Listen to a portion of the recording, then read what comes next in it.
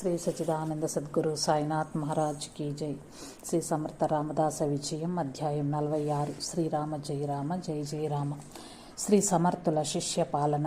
విద్యాసాగరుడు తన పనులన్నీ చక్కబెట్టుకుని గురుదేవులైన శ్రీ నిత్యానందుల వారి సన్నిధికి చేరి చేతులు జోడించి, స్వామి, శ్రీ సమర్థుల కృపకు పాత్రులైన శిష్యులెంత పుణ్యాత్ములో కదా, వారి గురించి శ్రవణం చేయటం ఎంతో నాకు సకల పాప నిర్మూలనం కాగలదు.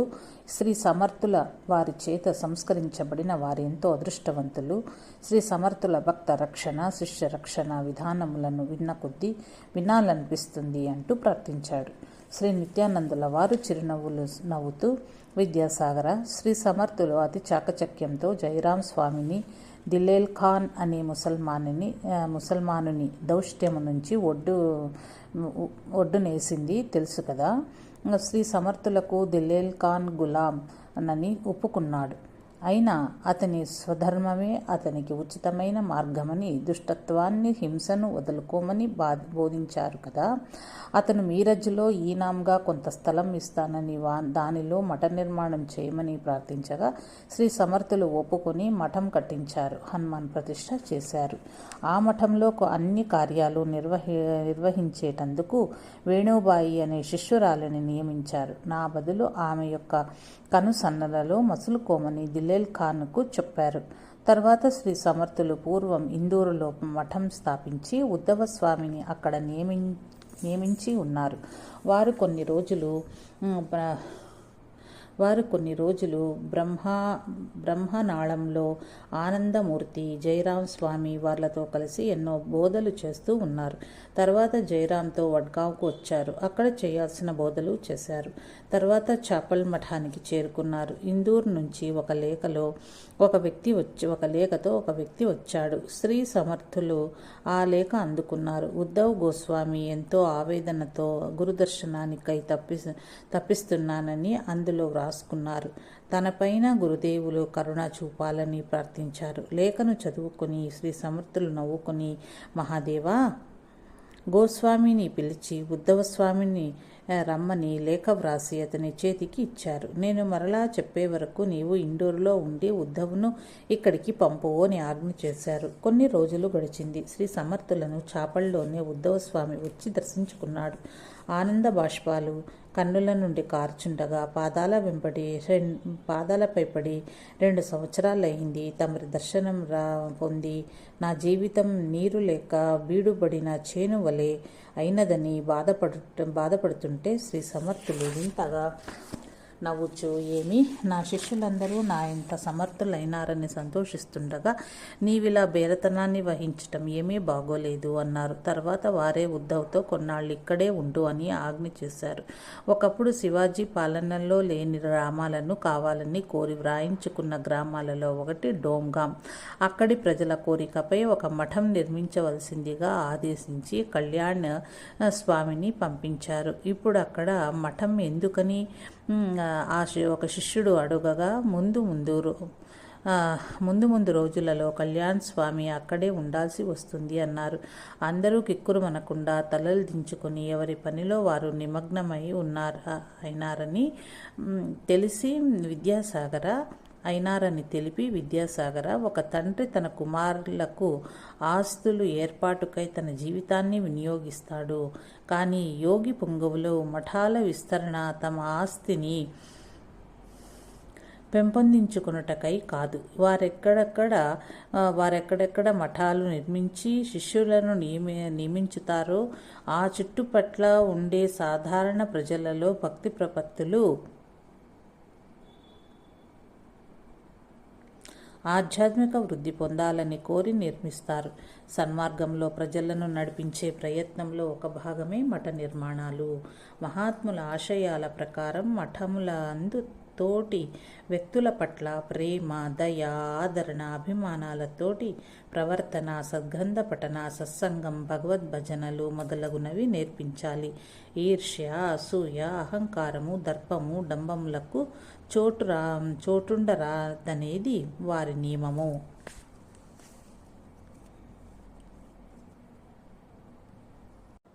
శ్రీ సమర్థులు నదిలో మునుగుట. ఒకరోజు ఉద్ధవస్వామి వెంటరాగా శ్రీ సమర్థుల వారు కొండవంఘళి అనే చోట గుహలో కొన్ని రోజులు ఉన్నారు. ఉన్నట్లుండి ఉద్ధవ్ మనం వెంటనే చాపళ్లకు పోవాలి అన్నారు. ఇరువురు బయలుదేరారు. కోయన్ నదికి వరద నీరు వచ్చి ఉధృతంగా పారుతూ ఉంది. నదీ తీరంలో నిలబడి ఊరిలోని ఒక పెద్ద మనిషి చాంద్జీ పాటిల్ అనే వారికి కబురు పెట్టారు. శ్రీ సమర్థులు వచ్చారని తెలిసి పరుగున వచ్చాడు. స్వామి, తమరి ఆజ్ఞ సెలవివ్వండి అన్నాడు. మేమిప్పుడు చాపళ్లకు పోవాలి అన్నారు. ఈ ఒక్క రాత్రికి మా పాటన్ గ్రామంలో నిలబడండి. ఉదయానికి నది పొంగు తగ్గగానే పోవచ్చు. ఇది మా అదృష్టంగా భావిస్తామని పాదాలు పట్టుకుని ప్రార్థించారు. శ్రీ సమర్థులు మాత్రం ససేమిరా కుదరదు, నేనిప్పుడే పోవాలి అని పట్టుబట్టారు. ఊరిలోని వారికి వార్త తెలిసి పరుగున వచ్చారు. స్వామి, ఒక్కపూట ఆగండి అంటూ ఉండగానే శ్రీ సమర్థులు క్షణంలో వెళ్ళి నదిలో దూకి ప్రవాహంలో కొంత దూరం ఈదుకుంటూ పోయారు. అందరూ చూస్తూ ఉన్నారు. అటువైపున సుడిగుండాలున్నాయి, పోవద్దు స్వామి, తిరిగి రండి అని అరుస్తూ ఏడుస్తున్నారు. వీళ్ళ గోళ వీళ్ళదే. స్వామి మాత్రం ముందుకు పోయి కనపడలేదు. ఖచ్చితంగా ప్రవాహంలో కొట్టుకుని పోయారని కొందరు అంటుంటే, కొందరు కాదు స్వామి సుడిగుండంలో అడుగుకు మునిగిపోయి ఉన్నారు. గజ ఈతగాళ్లను నీటిలో దూకి చూడమని బ్రతిమాలాడు చాందుపాటిల్. అసలు ఏమీ తోచక ఏడుస్తున్నాడు ఉద్ధవుడు. శ్రీ సమర్థులు అనవసరంగా చెప్పినా వినకుండా ఇలా చేశారు. సన్యాసులకు కూడా అంత తొందర పనులుంటాయా అని ఒకరంటే, ఆయన గొప్ప శక్తివంతులని మనమంటాం కదా. దాంతో ఆయనకు అహంకారం కలిగి ఉండవచ్చు. శక్తి ఉన్నప్పటికీ ఇలాంటి సమయంలోనే దాన్ని ప్రదర్శించాలా ఏమి అని ఆ పల్లెల ప్రజలు వారి ఇష్టానికి వ్యాఖ్యానాలు చేశారు. చాంజీ పాటిల్ గజ ఈతగాళ్లతో నది మొత్తం వెతికించాడు. కనీసం ఆయన భౌతిక శరీరం దొరికినా చాలు అనుకున్నారు. తెల్లవార్లు ఊరి ప్రజలందరూ నదీ తీరంలోనే గడిపారు. సన్నని వానజల్లు పడుతూనే ఉంది. అందరూ చలికి వణుకుతూ బాధపడుతూ ఏడుస్తూ గడిపారు. చెప్పితే ఆ స్వామి వినలేదు. రేపు శివాజీ రాజుగారు వచ్చి మాకేం దండన విధిస్తాడో ఏమో అని గ్రామాధికారులు భయపడ్డారు. ఉద్ధవుడు తేరుకొని అయ్యిందేదో అయ్యింది గాని ముందు డోమ్గాంలో ఉన్న కళ్యాణ్ కబురు చేయండి. ఎవరినైనా గుర్రం మీద పంపించండి. అతడు వస్తే కొంత సమస్య తీరుతుంది అంటాడు పాటిల్. నిజమే, మన రాజుకి ఎలా తెలపాలో కూడా కళ్యాణ్ స్వామి చెప్పగలడని ఒక గుర్రపు రౌతుతో చెప్పి డోమ్గామ్కు కబురు పెట్టి కళ్యాణ్ స్వామిని వెంటబెట్టుకు రమ్మన్నాడు. ఆఘమేఘాల మీద వెళ్ళిన ఆ రౌతు కళ్యాణ్ స్వామిని తీసుకుని వచ్చేసరికి ఒక రోజంతా సరిపోయింది. మూడవ రోజు మధ్యాహ్నం సమయానికి వచ్చాడు. కళ్యాణ్ను చూడగానే ఉద్ధవ్ స్వామి అతని కౌగలించుకుని బావురమని మన గురుదేవులు సమర్థులిక లేరు అని ఏడుస్తున్నాడు. కళ్యాణ్ ఒక ఉదుటన అతన్ని తోసేసి, ఇన్నాళ్ళు సమర్థులను సేవించి నీవు నేర్చుకున్నది ఇంతేనా? ఎంతటి అజ్ఞానం! నేర్చుకున్న జ్ఞానం మొత్తం తుడుచుకుపోయిందా? సమర్థుల సామర్థ్యం ఇంతేనా? ఆయన మహిమ ముందు ఈ నది ఎంత? సముద్రం పైన వారధి కట్టిన శ్రీరామ భక్తి యొక్క ప్రభావము ముందు నది ఏమి లెక్క? ప్రళయం వచ్చి సృష్టి అంతా మునిగిపోయిన శ్రీ సమర్థులకు ఏ విధమైన హాని చేయలేదు. నీవు విచారించకు అని మందలించాడు.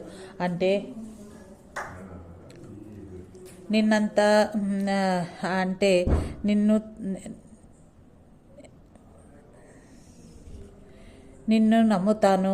ఈరోజు మధ్యాహ్నం వరకు కూడా అందరూ నదిలో వెతికినా మరి కనిపించలేదే అన్నాడు ఉద్ధవుడు.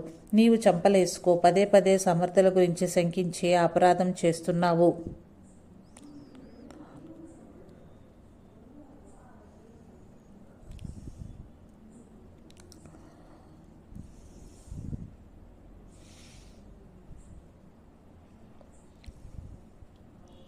ఒక్కసారేమిటి, ఇదిగో 100 సార్లు వేసుకుంటాను. నా గురుదేవులను బయటికి తీసుకురా కళ్యాణ్ అని వెక్కి ఏడుస్తుండగా కళ్యాణ్ నడుం బిగించి శ్రీ సమర్థులు ఎక్కడ దూకారని చెప్పినారో అక్కడే జై జై రఘువీర సమర్థ అని నామస్మరణ చేసి దూకి వారు ఈదుకుంటూ వెళ్ళిన ఈ దిశగా వెళ్ళాడు. వారెక్కడా మునిగారోనని చెప్పాడో సరిగ్గా అక్కడే మునిగాడు. ఉద్ధవుడు గ్రామస్తులందరూ ఆతృతగా చూసే సమయంలో శివాజీ మహారాజు గారు అక్కడికి గుర్రం పైన వచ్చేశారు. ఎలా జరిగింది, ఏం జరిగిందని ప్రశ్నలపైన ప్రశ్నల వర్షం కురిపిస్తున్నారు.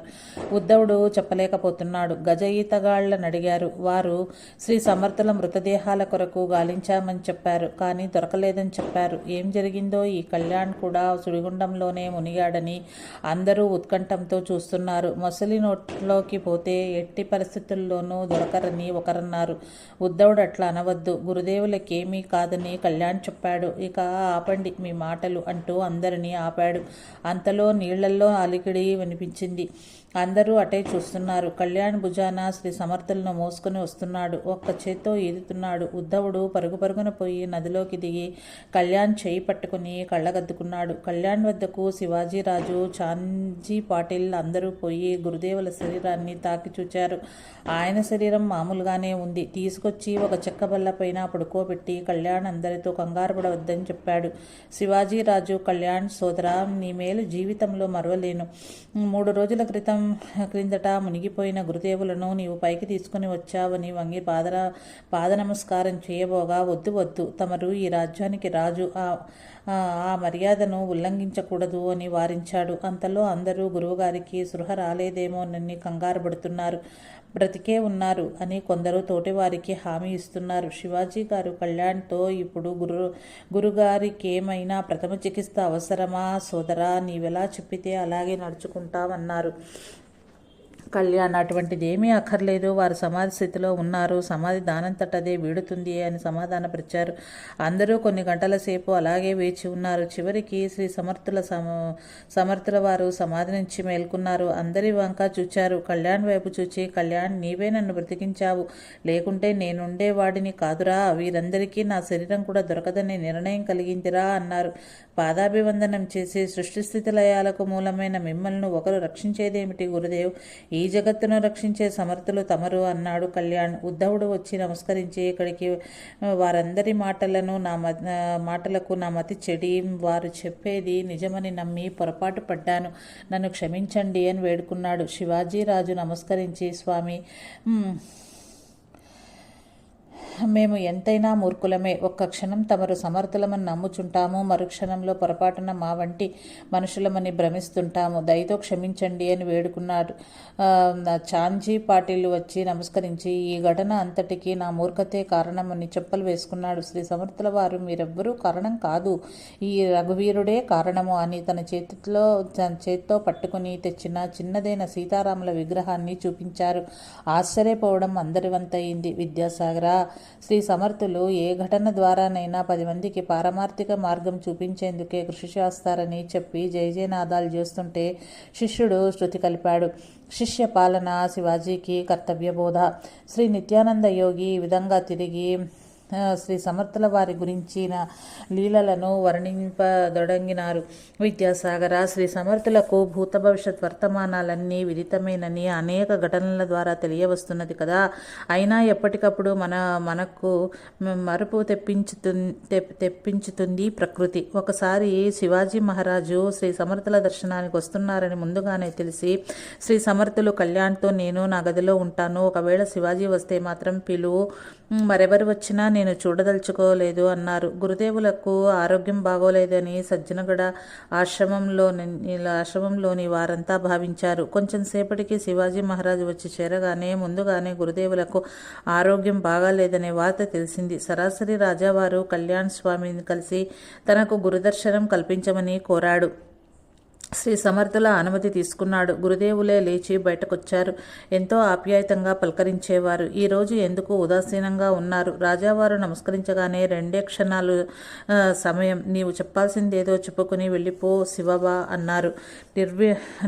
నిర్వణ్యుడైన శివాజీ రాజ్యంలోని కొన్ని చిక్కుల గురించి చెప్పాడు.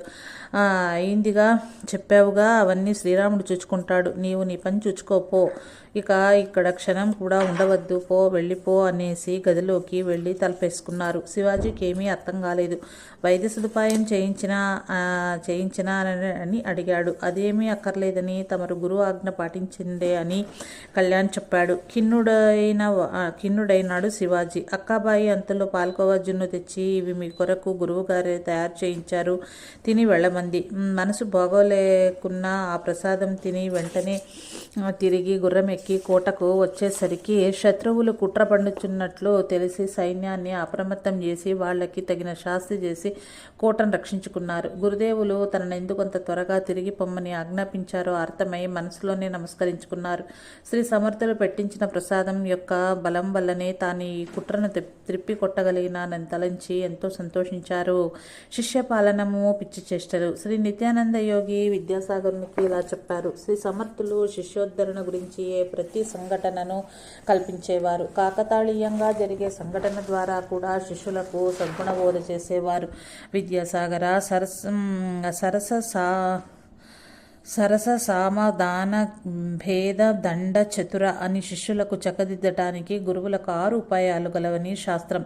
సరసమనగా హాస్య ధోరణిలో వారి తప్పులను బయటపెట్టి సరిదిద్దుట. సామమనగా సౌమ్యంగా చెప్పి మార్చే ప్రయత్నం. దానమనగా ప్రతిఫలాపేక్ష చూపుట. భేదమనగా నీవు నా మాట వినలేదు కావున నా సహాయం నీకుండదని భేదించి చెప్పుట. దండనమనగా అందరికీ తెలిసిందే దండించుట. చతురత అనగా చాతుర్యంను ఉపయోగించి ఎలాగైతే వాడు మాట వింటాడో అలాగే చెప్పి వారి మార్గమును మళ్లించుట ఎన్నవి. ఈ ఉపాయాలన్నీ శిష్యులకు చక్క చేయుటకే. కానీ కొన్నింటిలో ప్రేమ కనిపించదు పైకి. ఇక సమర్థల సమయస్ఫూర్తిని ఎవ్వరూ కనిపెట్టలేరు. సజ్జనగడ్డపైన చేరిన తరువాత శిష్యవర్గం బాగా పెరిగింది. దేనికి కొరత లేకుండా శివాజీ మహారాజ్ నడుపుతున్నారు. అందరూ అనుష్ఠానాల మాట ఎట్లున్నా తుష్టిగా తిని అక్కర్లేని సంభాషణలు చేస్తూ కాలాన్ని వృధా చేస్తున్నారు. గురువు శ్రీ సమర్థలు ఉంటేనే సత్సంగం నడుస్తుంది, లేకుంటే దాసబోధ పారాయణం కూడా చెయ్యరు. ఇలా సోమరులైనారని వారి దృష్టిలోకి వచ్చింది. వీరందరికీ తగిన గుణపాఠం చెప్పాలి అని అనుకున్నారు. చాలామంది భక్తులు శిష్యులు ఉన్నారు. గడపైన రాత్రిపూట మర్నాడు ఉదయమే శ్రీ సమర్థులకు నమస్కారం పెట్టి ఇళ్లకు పోవాలని కొందరు భక్తులు, వారి పనులకు పోవాలని శిష్యులు ఎదురు చూస్తూ ఉన్నారు.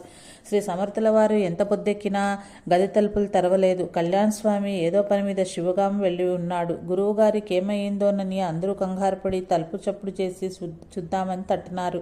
తలుపులు తెరుచుకొని శ్రీ సమర్థుల చేత కత్తి పట్టుకుని జళిపిస్తూ బయటికి సమర్థులు చేత కత్తి పట్టుకుని జళిపిస్తూ బయటికి ఒక్క దూకు దూకారు. జుట్టంతా విరబోసుకుని ఉన్నారు. నుదుటి నిండా కుంకుమ, మహాభీకరంగా కనుగుడ్లు గిరిగిరా త్రిప్పుతూ ఉన్నారు.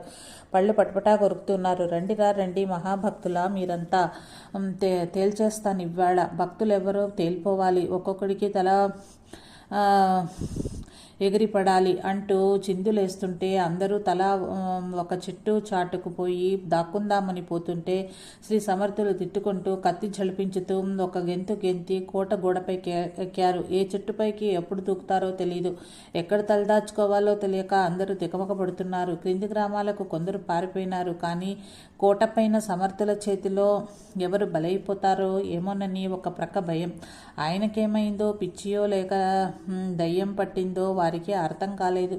ఆయన హనుమంతుని అవతారం కాబట్టి పిచ్చి పట్టవచ్చు, కానీ దయ్యం పట్టదని కొందరు నిర్ధారించారు. సమయానికి కళ్యాణ్ లేడు. అతడుంటే కొంతవరకు సర్ది చెప్తాడు. ఇప్పుడేం చెయ్యాలని అందరూ మదన పడుతున్నారు. 3 రోజులు ఆయన చెట్లపైన గోడలపైన గెంతుతూ అలాగే ఉన్నారు. శిష్యులు కొందరు క్రింది ఊళ్లకు పోయినారు. కొందరు అలాగే పస్తులుండి కొండ దిగకుండా దొరికిన కాయలు పళ్ళు తింటూ ఎదురు చూస్తుండగా కళ్యాణ్ స్వామి వచ్చేశాడు. కొందరు శిష్యులకు కాస్త ధైర్యం వచ్చింది. దారి పొడుగునా అందరూ చెప్పుచున్నారు, సమర్థులకు పిచ్చి పట్టింది, కనపడ్డ వాళ్లను తల నరుకుతానని కత్తి చేత పట్టుకుని తిరుగుతూ ఉన్నారని చెప్పారు. నీవు జాగ్రత్త అని చెప్పారు. అయినా ఏమి జరుగుతుందోనని అతని వెంట అందరూ ఆశ్రమ పరిసరాల్లోకి వచ్చి చాటు నుంచి చూస్తూ ఉన్నారు. కళ్యాణ్ సరాసరి గురుదేవా అని పిలుస్తూ పోతుంటే ఎక్కడా శబ్దం వినరాలేదు. ఒక కొండ అంచు మీద నుంచి చూస్తున్నాడు కళ్యాణ్. గురువుగారు ఆ ప్రక్కన లోయలో ఒక చెట్టుపైన కూర్చుని ఉన్నారు. ఆయన 3 రోజులుగా అలా నిద్రాహారాలు మాని తనకై ఎదురు చూస్తూ ఉన్నారని తలంచుకోగానే కళ్యాణ్ మనసు కరిగిపోయింది. కన్నీరు కారజొచ్చింది. లోయలో చెట్టుపైకి తానే దూకే ప్రయత్నం చేస్తుంటే శ్రీ సమర్థులే ఒక్క గెంతు గెంతి ఆ కొండ అంచుపై నుండి కళ్యాణ్ చుట్టు పట్టుకుని, దొరికిరావురా, బాగా దొరికినావు, నీ తల తాటికాయ రాలినట్లు రాలిపోవాలి, దొంగ బెదవ, ఎవడబ్బ సొమ్మని ఆశ్రమంలో పడి 10 మంది తినే తిండి తింటావు, కొంచెం కూడా భయం భక్తి ఏమైనా ఉన్నాయా, నిన్ను కాలభైరవుడికి బలి ఇచ్చేస్తాను అంటుంటే దూరం నుంచి చూసేవారంతా కళ్యాణ్ జాగ్రత్త, పారిపో అంటూ కేకలు వేయటం మొదలుపెట్టారు. కళ్యాణ్ మాత్రం, గురుదేవా, నాకింతకన్నా మహాభాగ్యం ఎక్కడ లభిస్తుంది, మీ ఇష్టం వచ్చినట్టు ఖండించండి, ఆ తర్వాత శాంతించి అందరినీ కరుణించండి అన్నాడు. సమర్థులు, ఒరై, నీ ఆఖరి కోరిక ఏమిటో చెప్పరా అన్నారు. ఇంకేం కావాలి స్వామి, ఒక్క వేటుతో నా తల తమరి పాదాలపై పడిపోవాలి అన్నాడు. అందుకు సమర్థులు, అబ్బో, గొప్ప కోరికే, నీ తల కాదు, నీకంత మంచి చావు ఇవ్వను, నీ శరీరం అంతా ముక్కలు ముక్కలుగా చేసేస్తాను, తొండను చీరినట్టు చీరేస్తాను, అప్పుడు కానీ నా కసి తీరదు అన్నారు. మీ ఇష్టం వచ్చినట్టు చేయండి, ఎలాగైనా నేను కృతార్థుడనే, మీ చేత పెంచబడిన శరీరం మీకే అంకితం అన్నాడు కళ్యాణ్. చూచేవారంతా, అయ్యో, కళ్యాణ్ ఎలాగో అలాగున సర్ది చెప్తాడనుకుంటే తానే బలైపోతున్నాడని వ్యాకులపడ్డారు. కొందరు ఇక కళ్యాణ్ అయిపోయాడని సమర్థులు ఎత్తిపట్టిన కత్తిని చూచి కళ్ళు మూసుకున్నారు. సమర్థులు కళ్యాణ్ చుట్టుపట్టుకుని, నీ ఇష్టదైవాన్ని ప్రార్థించుకోరా అన్నారు. జై జయ రఘువీర సమర్థ అని జై జయ నాదం చేశాడు కళ్యాణ్. వెంటనే కత్తి కింద బారేసి జుట్టు వదిలేశారు. వెంటనే సమర్థుల పాదాలు పట్టుకున్నాడు కళ్యాణ్. సమర్థులు వంగి అతన్ని లేవనెత్తి ఆనంద బాష్పాలు కారుతుండగా అతని శరీరం అంతా ముద్దులు పెట్టి, నా అసలు కొడుకు నీవేరా అన్నారు. గాఢంగా ఆలింగనం చేసుకున్నారు. ఇద్దరు చెయ్యి పట్టుకుని కోటగూడ దిగి వచ్చారు. గురువుగారు మామూలుగా మారినందుకు అందరూ సంతోషించారు. నాకు పట్టిన పిశాచాన్ని కళ్యాణ్ వదిలించాడు కాబట్టి నేను మామూలు మనిషిని అయినాను అని అందరికీ చెప్పుచుంటే కళ్యాణ్, గురుదేవ్, మీరు అలా చెప్పితే వారు నిజమని భావిస్తారు, నన్ను సాధకుడిగా చూస్తే చాలు, మాంత్రికుడిగా చూస్తే కష్టమైపోతుంది అన్నాడు. ఈ సంఘటన నిజంగా శిష్యులకు బుద్ధి చెప్పేందుకే చేశారని, ఆయనకేమీ కాలేదని అందరికీ తెలిసి కళ్యాణ్ను విమర్శించే వారంతా తలలు దించుకున్నారని చెప్పి నిత్యానందులు వారు జై జయ రఘువీర సమర్థ, శ్రీరామ జయ రామ జయ జయ రామ అని నామస్మరణ చేస్తూ ఉండగా అక్కడ వారంతా శృతి కలిపారు. ఇది విద్యాసాగర శ్రీ నిత్యానంద యోగి సంవాద రూపమున శ్రీ దత్తాత్రేయ సంప్రదాయ శిష్య పరంపరలోని శ్రీ శ్రీ స్వామి విఠలానంద సరస్వతి మహారాజు విరచిత శ్రీ సమర్థ రామదాస విజయంలోని 46వ